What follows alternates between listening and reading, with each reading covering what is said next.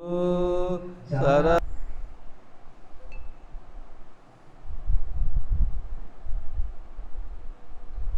దేవుని పరిశుద్ధ నామములకు స్తుతి మహిమ ఘనత ప్రభావం కలుగుగాక. ఉదయకాలమే కీర్తనలు 144 10వ వచనం నుండి 9వ వచనం నుండి ధ్యానించుకున్నాం. దేవా, నిన్ను గూర్చి నేను ఒక కృత కీర్తన పాడేదను, 10 వంతుల సితారతో నిన్ను కీర్తించెదను. నీవే రాజులకు విజయము దయచేయువాడవు. దుష్టుల ఖడ్గము నుండి నీవు నీ సేవకుడైన దావీదును తప్పించువాడవు. నన్ను తప్పించుము, అన్యదేవుల చేతిలో నుండి నన్ను విడిపింపుము. వారి నోరు బట్టి మాట్లాడుతున్నది, వారి కుడి చేయి అబద్ధములతో కూడి ఉన్నది. మా కుమారులు తమ యవన కాలమందు ఎదిగిన మొక్కల వలెనున్నారు. మా కుమార్తెలు నగరుకై చెక్కిన మూల కంబం వలెనున్నారు. మా కొట్లు నింపబడి పలు విధములైన ద్రవ్యములకు నిధులుగా ఉన్నవి. మా గొర్రెల 1000 కొలదిగాను 10,000 కొలదిగాను మా పెళ్లి బీడలో ఇళ్ళలు వేయుచున్నది. మా ఎడ్లు గొప్ప బరువులు మోయగలవి. మా వీధులలో చొరబడిటైనను ఉరుకులెత్తుటైనను లేదు. వాటిలో శ్రమగల వారి మొర వినబడుటైనను లేదు. ఇట్టి స్థితి గల వారు ధన్యులు, యెహోవా తమకు దేవుడుగా గల జనులు ధన్యులు. దేవుడు దేవుని పరిశుద్ధ వాక్యం దీవించి ఆశీర్వదించుగాక.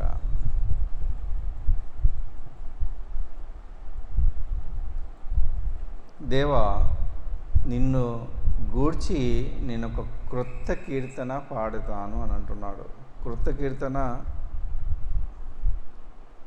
ఈ 144,000 మందే పాడతారు. క్రొత్త కీర్తన ఎవరు పాడతారు? మాత్రమే పాడతారు. అది ఎవరు వాళ్ళు? 144,000 మంది ఇస్రాయేలు పరిశుద్ధులు మాత్రమే. ఇక్కడ 11వ అధ్యాయంలో ఉంటుంది. అది ప్రకటన గ్రంథము 11వ అధ్యాయంలో నేను క్రొత్త కీర్తన పాడేదను అనేది వారు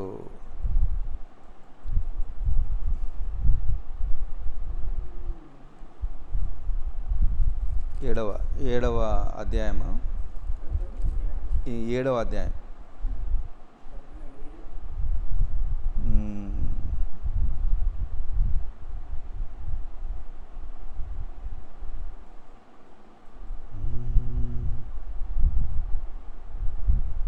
ఇక్కడ ఉంటుంది కొత్త కీర్తన. ఏ కీర్తన పాడతారు? క్రొత్త కీర్తన పాడతారు అన్నట్టు.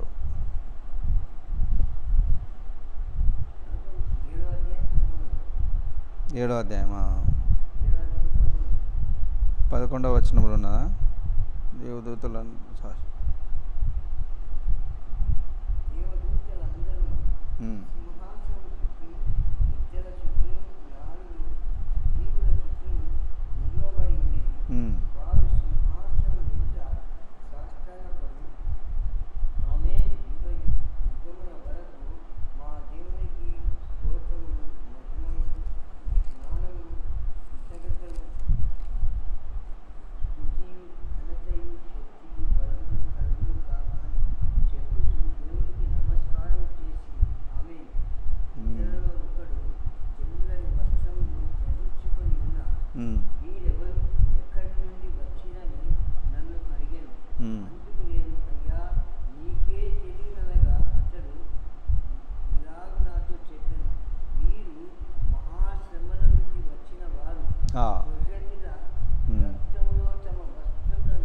ఉదుక్కున్నవాడు.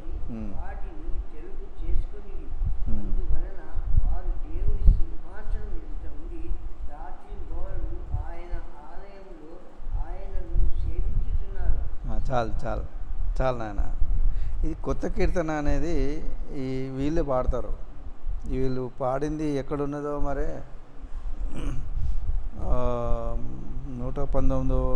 19వ అధ్యాయంలో ఉన్నదా? బలిష్ఠులు. ఎక్కడో ఉంది కానీ వీళ్ళు కొత్త కీర్తన పాడతారు అన్నట్టు. ఎవరు? ఈ యొక్క 1,44,000 మంది మాత్రమే పాడతారు. వాళ్ళు అనింద్యులు. వాళ్ళు ఎవరు? అనింద్యులు, దోషం లేనివారు. మళ్ళీ అందులో వాళ్ళు అనింద్యులు అనేది ఎక్కడ ఉంటుంది చెప్పు. ఎక్కడన్నా చూసినావా? నేను ఇగో ఇక్కడ ఉంది 14వ అధ్యాయము 4వ వచనం, 3వ వచనం 14వ అధ్యాయం. వారు సింహాసనము 14వ అధ్యాయము 3వ వచనం. వారు సింహాసనం ఎదుటను ఆ 4 జీవుల ఎదుటను పెద్దల ఎదుటను ఒక క్రొత్త కీర్తన పాడుచున్నారు. ఇంకా భూలోకములో నుండి కొనబడిన ఈ 144 144,000 మంది తప్ప మరి ఎవ్వరు ఆ కీర్తన నేర్చుకొనజాలరు. ఇంకో రెండు వచనాలు.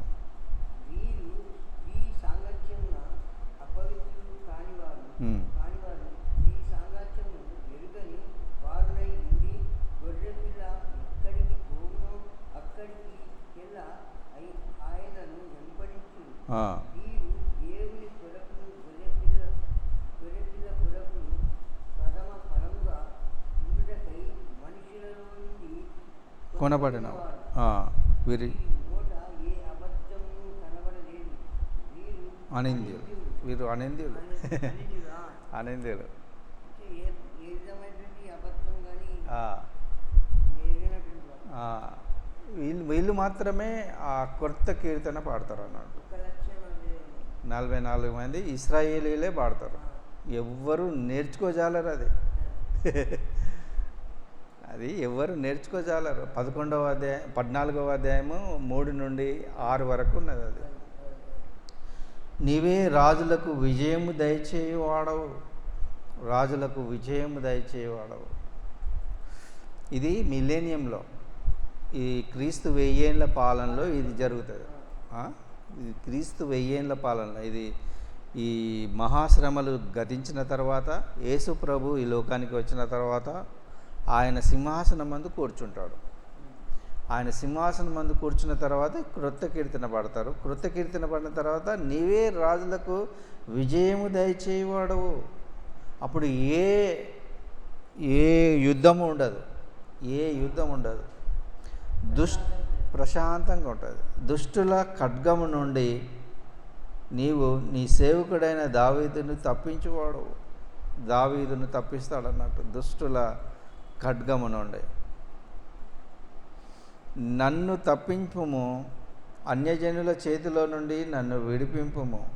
వారి నోరు పట్టి మాట్లాడుచున్నది, వారి కుడి చెయ్యి అబద్ధంతో కూడి ఉన్నది. అంటే ఫాల్స్హుడ్ అన్నట్టు. The right hand of falsehood అన్నట్టు. కుడి చెయ్యి అబద్ధంతో కూడి ఉన్నది. మా కుమారులు తమ యవన కాలమందు ఎదిగిన మొక్కల వలె ఉన్నారు. కుమారులు ఎట్లున్నారు? యవన కాలమందు ఎదిగిన మొక్కల వలె ఉన్నారు.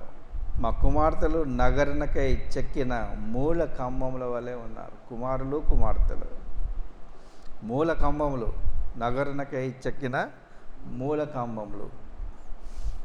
That our sons may be as plants grown up in their youth, that our daughters may be as cornerstones.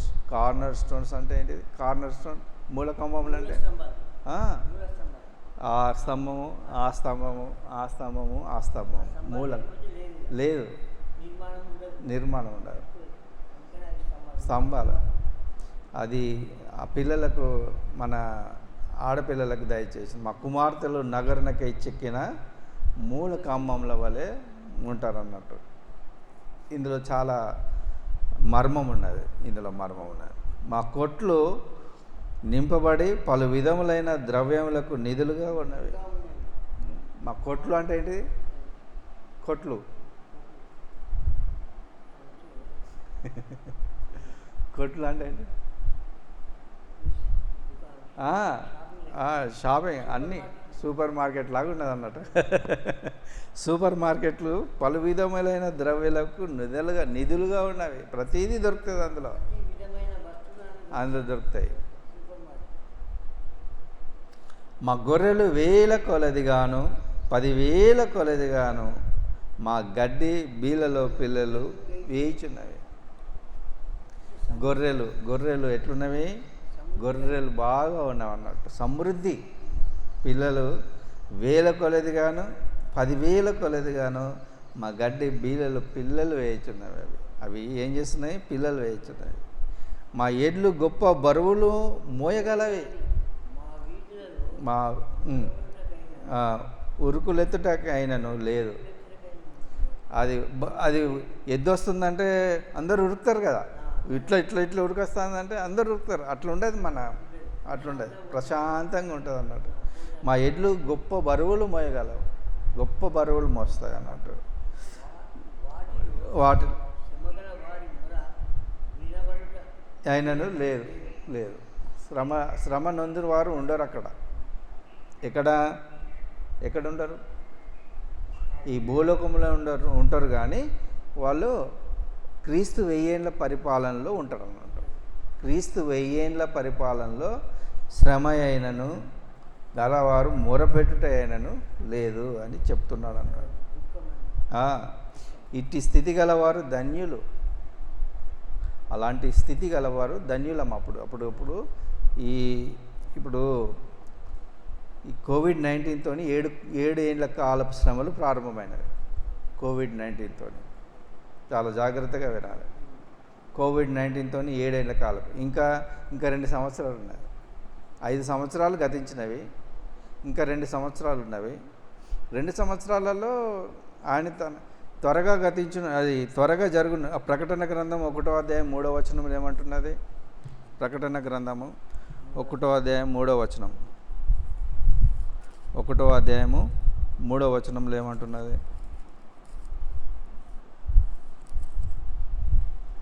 1వ అధ్యాయం 1వ వచనం.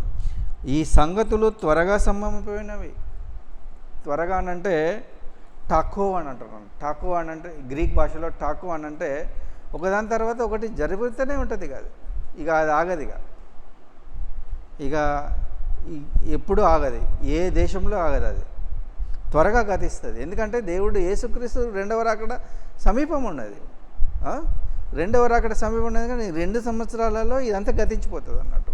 ఇదంతా ఈ యుద్ధాలు మానుతాయి, యుద్ధాలన్నీ మానుతాయి. ఇది గతిస్తుంది అన్నట్టు. యోహాను సువార్త 1వ అధ్యాయం 1వ వచనంలో ఉన్నది. త్వరగా గతిస్తుంది అంటే టాకో అని అంటారు. టాకో అని గ్రీక్ భాషలో అంటారు. అంటే ఇది త్వరగా ఒకదాని తర్వాత ఒకటి జరుగుతూనే ఉంటుంది. అది ఇప్పుడు వరదలు వస్తున్నవి, ఈశాన్య రాజ్యం అంతా మునిగిపోతున్నది. ఈ అగ్ని వస్తున్నది, యుద్ధాలు వస్తున్నవి. 3వ ప్రపంచ యుద్ధం స్టార్ట్ అయింది. అలాగే భూకంపాలు వస్తున్నవి, అగ్ని పర్వతాలు పేలుతున్నవి, కరువు వస్తున్నది. కానీ మనకు ఏం కాదు. దేవుని నమ్మిన బిడ్డలకు ఏది అడ్డు రాదు. అన్నిటి విషయంలో దేవుడు శ్రద్ధ తీసుకుంటాడు. మనం ఏ విధంగా ఉండాలి అనేది ఆయన ఎందుకు ఆయన కుడి చేయి, ఆయన ఎడమ చేయి మన తల కింద ఉన్నది. ఆయన కుడి చేయితో మనల్ని కౌగులించుకుంటాడు, మనల్ని పూర్తిగా కౌగులించుకుంటాడు. ఇట్టి స్థితి గలవారు ధన్యులు. యాహోవా తమకు దేవుడుగా గల జనులు ధన్యులు. మనము ఆయన దేవుడు, మన దేవుడు యాహోవా ఏర్పరచుకున్న బిడ్డలం కాబట్టి మనము ధన్యులు అని 2 సార్లు చెప్పబడుతున్నది. ఈ యొక్క శ్రమల కాలంలో మనకి ఏం కాదు. ఈ శ్రమల కాలంలో మనకేం కాదు. వరదలు వస్తాయి, తుఫాన్లు వస్తాయి, అగ్ని వస్తుంది, భూకంపాలు వస్తాయి, అన్నీ వస్తాయి. కానీ మనకు దేవుని నమ్మిన బిడ్డలకు ఏమీ కాదు. సమస్తం సమకూరుస్తాడు. దేవుడు తన పరిశుద్ధ వాక్యం మన మెడికిల్లో దీవించి ఆశీర్వదించి